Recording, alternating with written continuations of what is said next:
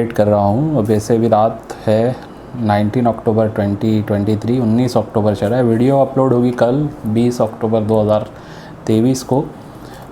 इसमें मैं अनबॉक्सिंग वाला वीडियो आज बनाने जा रहा हूँ, यानी कि जो भी कॉइन्स के पार्सल्स आते हैं हमारे पास। कभी कुछ लोग भेजते हैं हमें पार्सल फॉर सेलिंग के लिए कॉइन्स, और कभी हमारे पास पार्सल हम खुद मंगवाते हैं जो भी कॉइन्स। अगर किसी के पास कुछ कॉइन्स होते हैं जो मैं ख़ुद बोलता हूँ कि हाँ ठीक है ये सारे कॉइन्स मैं बाय करूँगा, तो ऐसे 2 पार्सल्स आए हुए हैं। एक पार्सल काफ़ी टाइम से आया हुआ है, ये मेरे ख्याल से गुजरात से है। उनका ये पार्सल था, ये मैंने ओपन करके खाली देखा था आज से हफ्ता 10 दिन पहले जब ये आ गया था। खाली इतना मैंने इसको ओपन किया था, अभी इसको मैं चेक भी नहीं कर पाया हूँ। ठीक है, अज़ीज़ मलिक ऐसे कुछ नाम है इनका मेरे ख्याल से, और ये होते हैं मलीवाड़ यहाँ से। ठीक है, इनका एड्रेस मैं देख के बता रहा हूँ आपको। तो अहमदाबाद या गुजरात साइड से ही है ये। अब इनका ये मेंबर हैं एक्चुअली, और ये भी मेंबर ही है जिन्होंने ये पार्सल भेजा है। ठीक है, अब ये पार्सल जो है ना, मैंने बोला था इनको कि जब भी कोई भी किसी को भी बोलता हूँ मैं, पार्सल अगर भेजना है, कॉइन्स अलाउड नहीं होते हैं भेजना, ये सबको पता है। और अगर हम भेज रहे हैं तो इस टाइप से अगर आवाज़ आएगी, ये जैसे आवाज़ आ रही है आप देखिए, है ना। अब ये आवाज़ से जाहिर सी बात है कि समझ में आ जाता है कि कुछ इसमें हो सकता है कॉइन्स वगैरह हो। तो अब ये DTDC से आया हुआ था, ये पूना से आया हुआ है, और पूना से आने के लिए ज़्यादा से ज़्यादा 1 से 2 दिन लगता है पार्सल्स, लेकिन ये आज 4-5 दिन से पेंडिंग में था। इस ऑफ़िस से उस ऑफ़िस जा रहा था, यही वजह थी, क्योंकि सामने वाले मुझे बोल भी रहे थे सर इसमें है क्या बताइए। बोला यार इसमें कुछ एसेसरीज़ वगैरह होगी, कुछ आया है सामान किसी ने भेजा है। तो अब एक्चुअली जो भेजता है उसको बताना होता है कि वो क्या भेज रहा है। ठीक है, तो ये गलती ना करें आप लोग। अगर इस टाइप से आप कॉइन को भर के ऐसे भेज देंगे तो ये इस टाइप से हो जाएगा, कभी कभी रिटर्न हो जाता है। अभी देखिए मैं खुद मेरा एक बताने जा रहा हूँ पार्सल आपको। ये छत्तीसगढ़ मैंने भेजा था। ठीक है, ये पार्सल अभी दिखा रहा हूँ, ये भी रिटर्न आया, पोस्ट ऑफिस से आया है। अब ये पता नहीं इन्होंने रिटर्न किया या क्या हुआ। ये मेरे ख्याल से दूधनाथ जी है, तिवारी जी, उनका ये पार्सल था, और ये पूरा फट गया है। हालांकि मैं ऐसा पैकिंग करके नहीं भेजता हूँ। अब इसमें भी जो कॉइन्स है ना, उनके जो रिटर्न करने थे वो कॉइन्स इसमें है।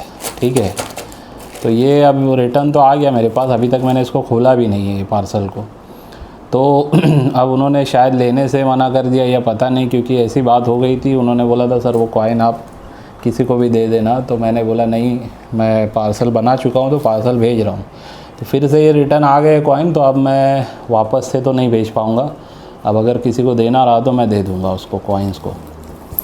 अब ये जो कॉइन्स के पार्सल है इसको ओपन करते हैं, और अपडेट ये है आज की वीडियो में कि मेरी जो बुक रेडी हो रही है, लगभग रिपब्लिक इंडिया थीम कवर हो चुका है कॉइन्स बेस पे।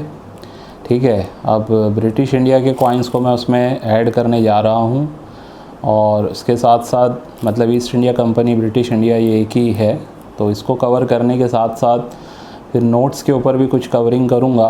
तो ये सारी चीज़ें अपडेट करने में, और जैसे मैंने लास्ट वीडियो में बोला था, अब 8 से 10 दिन लगेंगे, यानी और समझ लीजिए 1 हफ़्ता जा सकता है। ठीक है, तो जैसे ही वो बुक रेडी होगी तो उसका मैं अनाउंसमेंट कर दूंगा। और जो लोग काफ़ी टाइम से बोल रहे हैं कि मुझे वो बुक चाहिए, किसी ने कुछ एडवांस भी पे कर दिया बिना बोलने से, ऑलरेडी पेमेंट कर दी है, तो उनको होल्ड ही करना पड़ेगा। क्योंकि मुझे भी ऐसा लग रहा था कि जल्द से जल्द हो जाएगी, लेकिन अब डेटा काफ़ी बढ़ गया है उसमें, तो इस वजह से थोड़ा सा टाइम जाएगा। ठीक है, तो होल्ड कीजिए, सब्र का फल मीठा ही होगा। अच्छी बुक आपको अच्छी डिटेल्स के साथ आपको मिलेगी। ठीक है, तो पहले ये जो खुला हुआ पार्सल है ना, इसी को देख लेते हैं। वीडियो को ज़्यादा लंबा नहीं करना चाहता हूँ मैं। इन्होंने बोला था, इनके पास बुक भी थी रेडप्पा जी की, और इन्होंने बोला कि मैंने स्कार श्रेणी के कॉइन्स भेजे हुए हैं। तो लमसम कुछ कॉइन्स मैं निकाल के देख लेता हूँ। होल्डर्स में सही तरीके से लगाया हुआ है इन्होंने, तो इससे ज़्यादा दिक्कत नहीं होगी। अब देखिए ये 50 पैसे के कॉइन्स है।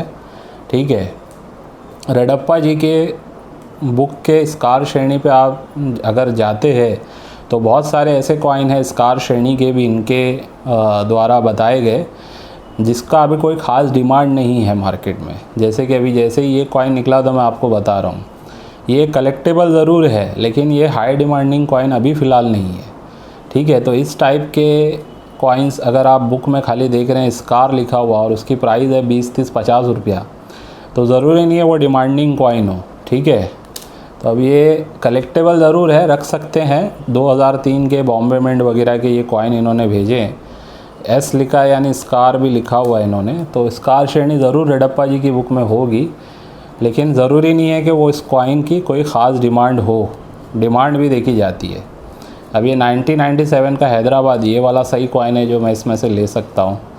बाकी ये जो कॉइन्स है ना, जो थोड़ा बहुत मतलब कलेक्टेबल या स्कार श्रेणी में लो डिमांडिंग वाले, ये बहुत अच्छी कंडीशन में होंगे, यूएनसी वगैरह में तो चल जाता है। ये भी ठीक है, अच्छी कंडीशन है, कंडीशन ख़राब नहीं है, लेकिन बता रहा हूँ मैं। अब जैसे 1997 का हैदराबाद मिंट ये मैं लेता हूँ, ये भी देखिए 1997 हैदराबाद मिंट, ये भी 1997 हैदराबाद मिंट, अच्छी कंडीशन के होंगे तो हम ज़रूर लेंगे। अब इसमें है 1997 कलकत्ता मिंट, ये भी हम लेते हैं। ये देखिए कंडीशन ख़राब हो गई है। 1993 बॉम्बे मिंट अगर है तो ठीक है, ये कहीं ना, लेकिन नोएडा मिंट को बॉम्बे लोग समझ लेते हैं। ये देखिए आपको दिखाता हूँ, ये डॉट अब नज़र आ रहा होगा साफ साफ 1993 के, डायमंड नहीं है, तो ये डॉट वाला यानी नोएडा मिंट का, और ये कॉमन हो जाता है। इसको भी इन्होंने बॉम्बे ही समझ लिया है, जबकि ये कॉमन है। तो ये पार्सल्स मैं इसलिए ना वीडियो में थोड़ा बहुत दिखा देता हूँ कि लोगों की कुछ गलत फहमियाँ भी दूर हो जाती है, और जिन्होंने भेजा है उनको भी समझ में आता है कि हाँ मेरे से क्या मिस्टेक हुई है, ठीक है। ये 1992 वगैरह के हैं। ये जो मैं लेता हूँ वो ले सकता हूँ, जो नहीं लूँगा वो जाहिर सी बात है वो आपको ही रखने हैं। इसके लिए मैं बोलता हूँ कि पहले मुझे बताइए कौन से कॉइन आप भेजना चाह रहे हैं, अदरवाइज़ इस टाइप से जमा हो जाता है, रिटर्न भेजने में देखिए फिर कभी रिवर्स आ जाता है, तो ये सब सारी तकलीफ़ें होती है, ठीक है। अब ये 10 पैसे के भी इन्होंने भेजे हैं, 1967 बॉम्बे लिखा है और इन्होंने स्कार लिखा है। ये देखिए हैदराबाद और यहाँ पे इन्होंने रेयर लिखा है, ठीक है। 64 में बॉम्बे लिखा है, इन्होंने स्कार लिखा है। ये कंडीशन ही ख़राब हो गई है, ठीक है। अब इसमें भी मैं देखूँगा कोई हाई डिमांड वाला तो नहीं है, लेकिन जो मुझे लगेगा हाँ स्कार श्रेणी में है, ठीक ठाक अगर लेने जैसा है, कंडीशन वगैरह अच्छी है, तो मैं इसमें से ले सकता हूँ, ठीक है। तो चलिए ऐसे टाइप के कॉइन्स इसमें आए हैं। अगर कुछ रेयर वगैरह नज़र आता है तो देखने की कोशिश करेंगे। ये 1980 का लिखा है इन्होंने, कलकत्ता, ठीक है। ये बॉम्बे, चलिए कलकत्ता से कहीं ना कहीं स्कार श्रेणी में है ये, या वेरी स्कार आप बोल सकते हैं 1980 में। तो ये सब कंडीशन के कॉइन्स में बाय नहीं करता हूँ। ये देखिए आप, अब हो सकता है इन्होंने एरर की वजह से इसमें डाला हो, लेकिन ऐसा कोई एरर कोई ख़ास नहीं है। ये मिंट की तरफ से इस टाइप से हो जाते कॉइन्स ख़राब, या आम चलन में आने के बाद होते हैं, तो हमें लगता है कि ये शायद रेयर कुछ एरर है, तो ऐसा नहीं होता है, ठीक है। ये सारे कॉइन मैं नहीं लेता हूँ, ये कभी मैंने ये 2 रुपये में डील नहीं किया। हाँ इसमें एक म्यूल वैरायटी आती है, वो अभी तक मैंने डील नहीं किया, ना मुझे किसी से मिला है, ठीक है। वो वाला कॉइन ले सकता हूँ 2000 वाले में, 2000 या फिर यूएनसी कंडीशन के होते हैं ना ये सब, तो ठीक है यूएनसी में ले सकते हैं, या ऑलमोस्ट यूएनसी हो तो बात अलग है। तो देखिए ज़्यादातर इन्होंने मेरे ख्याल से रेडप्पा जी की बुक में स्कार श्रेणी को देख के जो बहुत ज़्यादा डिमांडिंग वाले नहीं है वो वाले कॉइन भी इसमें इन्होंने डाल दिए हैं। उनकी बुक में भी अगर आपको रेफरेंस देखना है ना, तो एक बात का ख्याल करना है, कम से कम बुक में यूएनसी कंडीशन में प्राइस 300, 400, 500 रुपये जिस कॉइन की होगी ना, वो कॉइन्स को कम से कम आपको ये सोचना है कि हाँ ये वाले कॉइन्स है जो हाई डिमांड में है, यानी इनकी डिमांड है, तो जो जिनकी डिमांड रहेगी कम से कम 300 रुपया तो उसकी वैल्यू होगी बुक में, ठीक है। रेडप्पा जी की बुक की बात कर रहा हूँ, मेरी बुक की नहीं।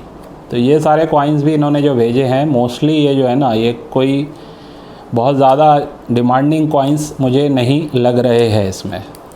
तो ओवरऑल आप देखिए, अभी ये वाला एक कॉइन मैं यूएनसी कंडीशन में होगा या ऑलमोस्ट यूएनसी में होगा तो लेता हूँ। ये एक्स्ट्रा फाइन टाइप की कंडीशन है, ठीक है। ये भी इक्वालिटी डेवलपमेंट वुमेन वाला ये जो कॉइन होता है, ये सब यूएनसी टाइप में मैं ज़्यादातर लेता हूँ। ये हैदराबाद मिंट से होता है, एशियन गेम्स, तो ये कॉइन को हम लेते हैं। हैदराबाद यानी कि 5 पॉइंटेड स्टार, जो कि ये है। लेकिन अब यहाँ पे मैटर आ जाएगा कंडीशन का। कंडीशन में लस्टर नहीं है, ठीक है। अब जैसे इसमें लस्टर है, इस टाइप की लस्टर वाला ये होता तो 10 पीस रहता, 20 पीस रहता, 30 पीस रहता, तो भी शायद मैं हैदराबाद मिंट होने की वजह से ले लेता। ये हैदराबाद से रेयर होता है, बाकी मिंट से कलेक्टेबल है अच्छी कंडीशन में। ये वैसे बॉम्बे मिंट का है, तो सिर्फ कलेक्टेबल मैं कहूँगा, स्कार या रेयर वाला नहीं है वो कॉइन। ये भी इस कंडीशन में कलेक्टेबल ही है। तो मोस्टली इन्होंने जो एल्यूमिनियम मैग्नीशियम के जो भेजे हैं, मेरे हिसाब से इस टाइप के ही कॉइन्स है इनके। अब देखिए इसमें मुझे क्या है ना, सबको फिर अभी देखूँ, एक एक का ईयर चेक करूँ, मिंट चेक करूँ, उसके बारे में समझूँ, क्योंकि सबका ओरली मुझे भी याद नहीं रहता है। उसके बाद फिर उसकी प्राइसिंग बना के आपको भेजूँ, तो ये सब अब फ़िलहाल मैं बोल रहा हूँ, ये वीक, आने वाला वीक मेरे पास टाइम नहीं है। काफ़ी पहले वाले लोगों का भी पड़ा हुआ है कि जिनको मुझे प्राइसिंग का बना के भेजना है। मैंने पार्सल उनका ओपन कर लिया था, उनको बता दिया था। एग्जीबिशन के भी कुछ लोगों का मैंने कॉइन्स वगैरह, ये देखिए 1969 हैदराबाद वगैरह अगर है, जो लेता हूँ मैं वो ज़रूर लूँगा, जो नहीं लेता वो नहीं लूँगा। तो ऐसा है कि बहुत सारे मत भेजिए, पड़ा हुआ रह जाता है। अब फिर बाद में आप सोचोगे मेरा कॉइन्स रिटर्न मुझे चाहिए, तो उसके लिए फिर आप परेशान रहोगे। सबकी बात कर रहा हूँ मैं, जिनका ये पार्सल है उसकी बात नहीं कर रहा हूँ। ज़्यादातर लोग जो हैं इस टाइप से ही अप्रोच करते हैं। तो बेहतर ये है कि कॉइन्स वही भेजो ना जो बिकेंगे। ज़बरदस्ती आप मतलब एक साथ पूरा भेज देंगे तो बिकेंगे हर कॉइन नहीं, ठीक है। तो इनमें से भी मैं समझता हूँ मोस्टली कॉइन स्कार श्रेणी के थोड़े बहुत मतलब डिमांड वाले हैं, बहुत हाई डिमांड वाले कॉइन्स इसमें नहीं है। जो भी रहेंगे मैं इसमें से ले लूँगा, अदरवाइज़ जो भी कॉइन्स है ज़्यादातर इनको रिटर्न हो जाएंगे। अभी ये देखिए कौन सा कॉइन है, 1989 का नोएडा मिंट का, ये यूएनसी टाइप कंडीशन लग रहा है, ये मैं बाय करता हूँ, ठीक है। अब मेरे ख्याल से इसमें कॉपर निकल वगैरह के ये कॉइन्स इन्होंने रखे हैं अलग से। तो चलिए इसमें देखते हैं, ये बॉम्बे मिंट से है, ठीक है। और बॉम्बे कलकत्ता दोनों ही मिंट से मैं इस कंडीशन में इसको लेता हूँ, ये एक्स्ट्रा फाइन प्लस कंडीशन है। और ये भी बॉम्बे मिंट से भी लेता हूँ। कलकत्ता से कहीं ना कहीं वेरी स्कार श्रेणी में जा चुका है ये कॉइन, ठीक है, छोटा किसान वाला 1 रुपीस। और ये नोएडा मिंट का अगर हुआ तो रेयर है। अभी इसको जूम करके देखते हैं क्या नज़र आ रहा है। डॉट अगर होगा, देखिए ये बॉम्बे मिंट है, डॉट नहीं है, ऊपर कहीं ना कहीं डायमंड का शेप आपको नज़र आ रहा होगा।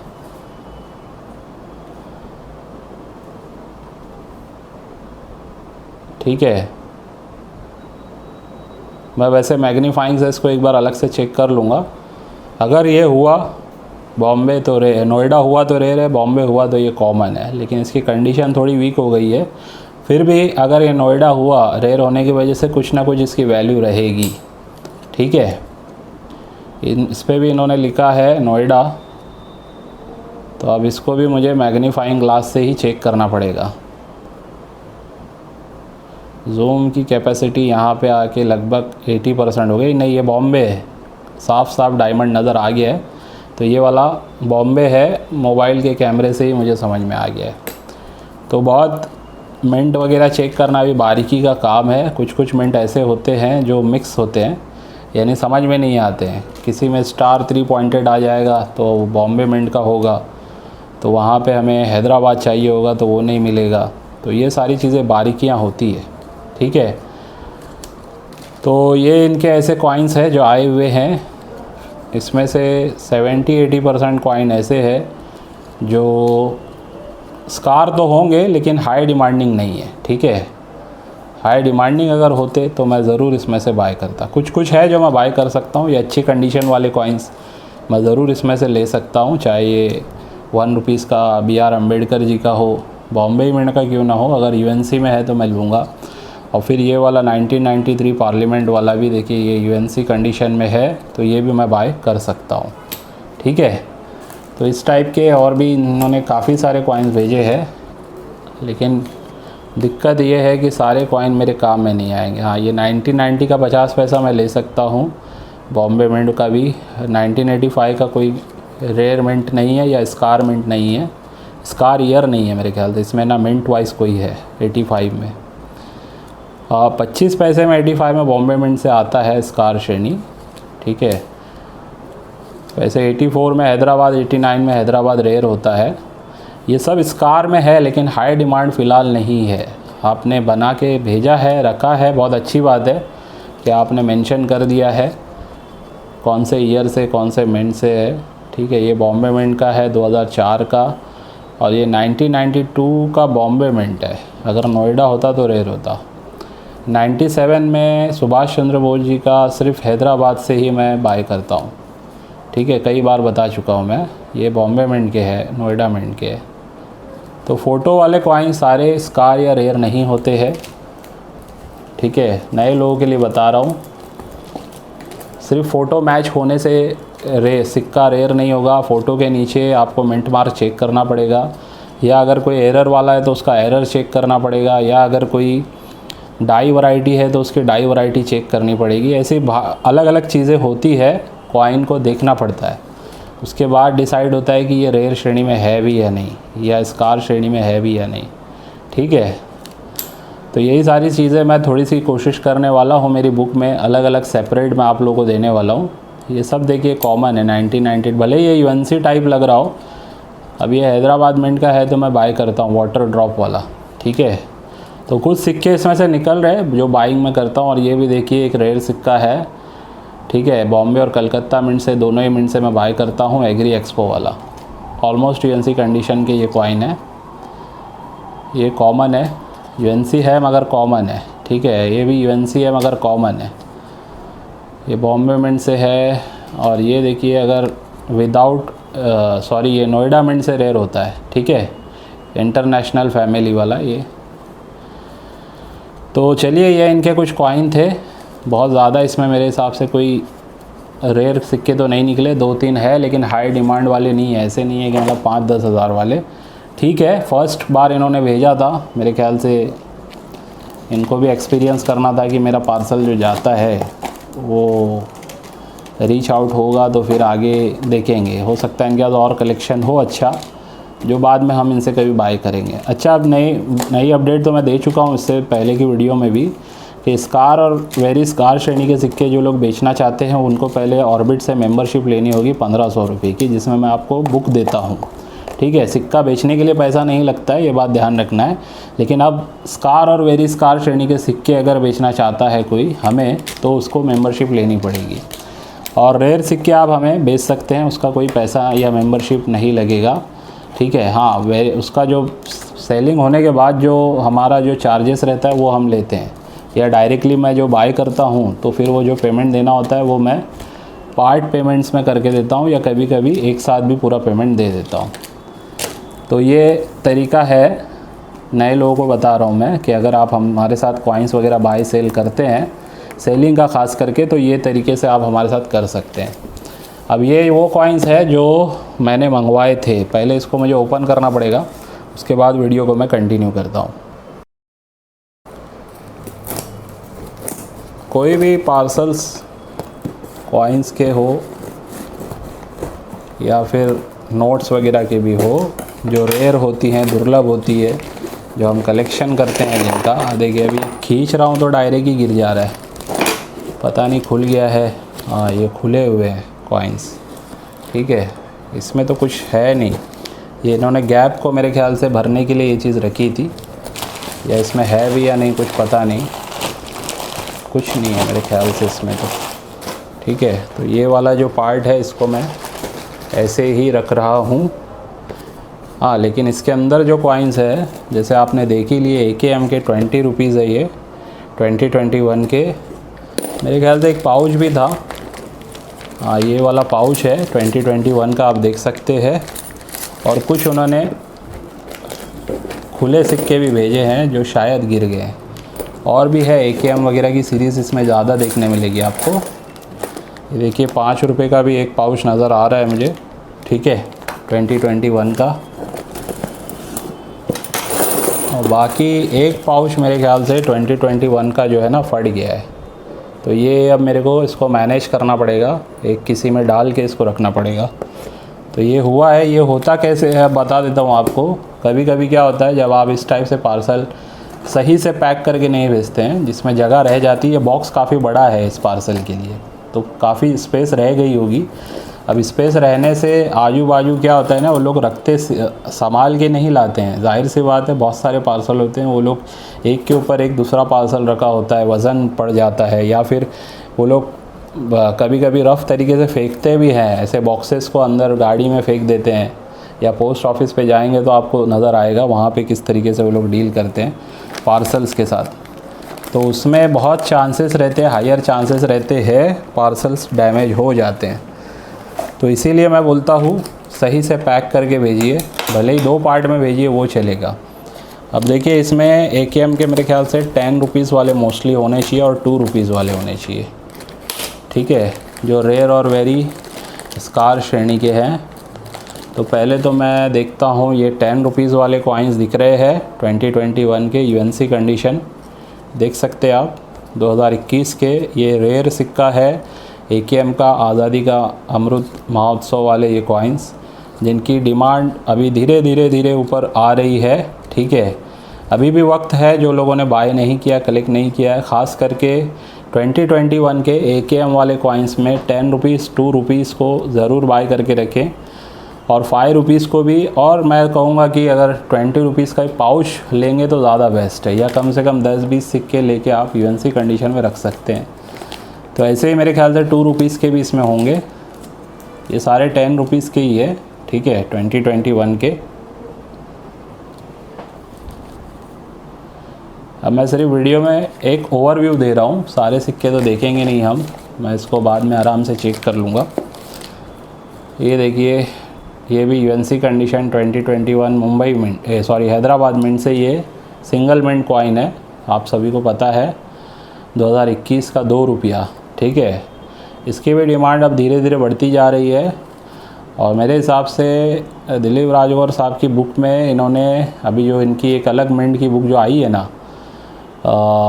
हैदराबाद मिंट की, उन्होंने मिंट वाइज अलग अलग बुक बनाई है, उसमें उन्होंने उसका UNC कंडीशन में मेरे ख्याल से 400 या 500 रुपये प्राइस दिया हुआ है इस कॉइन का, ठीक है। तो अभी मेरे को ऐसा लगता है ये भी 500 रुपये अभी तो टच नहीं किया है, लेकिन कर जाएगा 6 महीने साल भर में, ये शायद 500 रुपये ये टच कर जाएगा। अभी इसकी प्राइसिंग की बात करूँ तो मैं ख़ुद इसको अगर सेल कर रहा हूँ तो 375 से 400 रुपीज़ के बीच में हो रहा है। क्वांटिटी पे डिपेंड करता है, हो सकता है 350 में भी हम सेल करें इसको, ठीक है। तो ये सारे कॉइन्स आए हैं। अच्छा, ये वाले जो है मतलब कंफर्म था कि मुझे ये पूरे लेने थे, तो ये उन्होंने वही वाले भेजे हैं, लेकिन एक पाउच फट गया है 20 रुपीज़ का, तो इसको मुझे एक पाउच में बनाना पड़ेगा। बाकी देखिए एक पाउच ये वाला है 5 रुपीज़ का 2021 का एज़ इट इज़, और एक 20 रुपीज़ का भी पाउच है इसमें 2021 का, ठीक है। ये मेरे ख्याल से ये तो पूरा पाउच नहीं लग रहा है मुझे, थोड़ा कम है ये कॉइन्स। हाँ, ये उन्होंने बोले थे ऊपर 35 कॉइन समथिंग है, तो ये वही होंगे शायद 30-35 कॉइन है ये। बाकी ये वाला पाउच जो था पूरा 100 कॉइन का, ये पूरा फट गया है। अब ये मेरे को एक पाउच में बनाना ही पड़ेगा उसको। तो ये कुछ प्रैक्टिकल चीज़ें थी जो आप लोगों को मैंने दिखाई कि इस टाइप से लोग हमें पार्सल वगैरह भेजते हैं। काफ़ी सारे मेरे चैनल पे आपको इस टाइप के वीडियो देखने मिल जाएंगे, सेलिंग पर्पज़ के तो होते ही है, लेकिन इस टाइप के अनबॉक्सिंग वाले भी काफ़ी सारे आपको वीडियो हमारे चैनल पे देखने मिलेंगे, जिससे कुछ ना कुछ सीखने मिलता है, ठीक है, नए लोगों को ख़ास करके। तो बिगिनर्स लोगों को इस टाइप की इन्फॉर्मेशन होनी चाहिए कि पार्सल भेजने का तरीका क्या है। फिर हमें अगर आप कुछ चीज़ सेल करना चाहते हैं, कोई कॉइन सेल करना चाहते हैं, तो उसका तरीका क्या। अच्छा, मैं बहुत लोगों को व्हाट्सएप पे रिप्लाई नहीं दे पाया हूँ, और कुछ लोग का अभी तक मैंने पार्सल रेडी नहीं कर पाया हूँ। उसकी वजह सिर्फ बुक वगैरह बनाने की वजह नहीं है, मेरे कुछ पर्सनल काम ऐसे चल रहे हैं जिस वजह से ये वीक मेरा काफ़ी शेड्यूल मैं समझता हूँ नहीं दे पा रहा हूँ। ऑफिस पे भी मैं आज 2 दिन के बाद आया हूँ, ठीक है, 2 दिन के बाद डायरेक्टली, मतलब आज ऑफिस विज़िट हुआ है, उसके बाद अभी मैं ये वीडियो भी बनाया, और ये पार्सल मुझे लाना था, तो पार्सल लेके आने के बाद फिर मैं ऑफिस पे सीधा आया हूँ और ये वीडियो बना रहा हूँ। तो ये वीक के एंड तक ऐसे ही चलेगा, हो सकता है नेक्स्ट वीक में थोड़ा टाइम मुझे मिलने लगे। तो जिनका पार्सल नहीं गया उनसे रिक्वेस्ट करूँगा 2-3 दिन रुक जाइए, पार्सल मैं कल शायद रेडी कर दूँगा आप लोगों का। कल जैसे ही रेडी होगा तो कल या तो भेज दूँगा या परसों भेज दूँगा आपका पार्सल, ठीक है। और जिन लोगों ने नया पेमेंट किया है उनको भी मैं ये कहूँगा, ये अभी जो बोल रहा था मैं, ये उन लोगों का जो पिछली वीडियो में जिन लोगों ने देख के मुझे मतलब पार्सल कॉइन्स बुक किए हैं, सारे लोगों का नहीं भेज पाया हूँ। कुछ लोग पर्सनल लेवल पे भी ऑर्डर्स करते हैं ना, मंगाते हैं वीडियो के अलावा भी, तो उनका भी मैं पार्सल जो है कल परसों में ही भिजवा पाऊँगा। ठीक है। अच्छा, ये AKM के कॉइन्स अगर किसी को बाय करने हैं पाउच वगैरह, तो उसके लिए इंक्वायरी कर सकते हैं मुझे। 20 रुपीज़ का हो या 5 रुपीज़ का हो या 10 रुपीज़ के कॉइन वगैरह भी अगर आपको बाय करने हैं तो इंक्वायरी कर सकते हैं, 2 रुपीज़ को भी। ठीक है। तो चलिए आज की वीडियो को बस यहीं पे एंड करता हूँ, इस उम्मीद से कि आज की वीडियो से भी आपको कुछ ना कुछ सीखने समझने मिला होगा। बाय।